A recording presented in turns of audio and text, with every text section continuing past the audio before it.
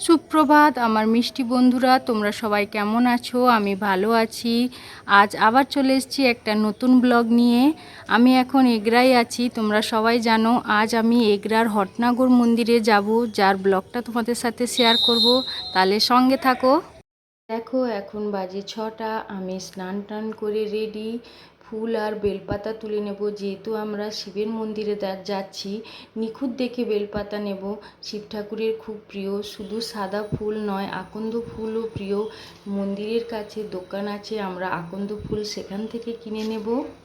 ফুল আর বেলপাতা তোলা হয়ে গেছে। আমি আর বোন দুজনে মিলেই মন্দিরে যাব, তাই আমরা রেডি হব। বোন আর আমি এই শাড়িটা পরবো, এটা আমি পরবো, এটা বোন পরবে। এই যে আমি আলতা পরবো, এই যে আমাদের ননি পাখি কোলে উঠে পড়েছে। আমি আর আমার ছোট বোন আলতা পরবো। আরে কেন বলবি তো বল, আগে আলতাটা সকালে কেন বলবি সেটা তো বল। বলেছি আমরা আজকে মন্দিরে যাব, মায়ের দুটো শাড়ি পরবো দুজনে, দিয়ে মন্দিরে যাব। আমার আর বোনের দুজনের আলতা পরা কমপ্লিট, এবার আমরা শাড়ি পরবো। দেখো আমি আর বোন রেডি হয়ে পড়েছি, আমাদের কেমন লাগছে? ভালো লাগছে, আমাদেরকে ভালোই লাগছে। কমেন্টস কিন্তু করতে হবে, ঠিক আছে? এই যে কেমন লাগছে অবশ্যই কমেন্টস করে জানাবে। এই যে আমরা এবার নিচে চলে এসেছি।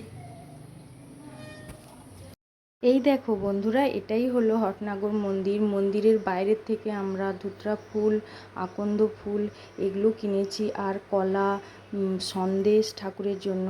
ওগুলো আর ভিডিও করা সম্ভব হয়নি। এবার পা ধোয়ার জন্য আমরা ঘাটে চলে এলাম।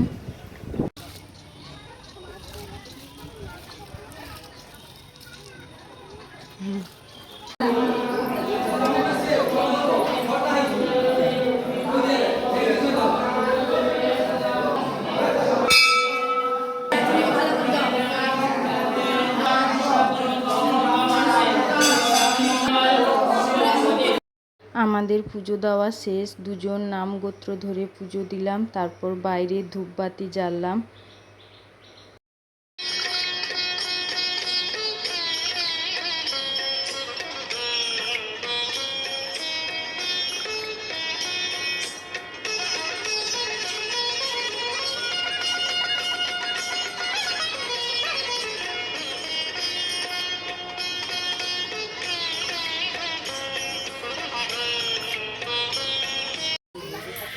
পুজো দেওয়া শেষ, এবার বোন আর আমি বাড়ি ফিরবো। পুজো দেওয়া কমপ্লিট করি, এবার আমি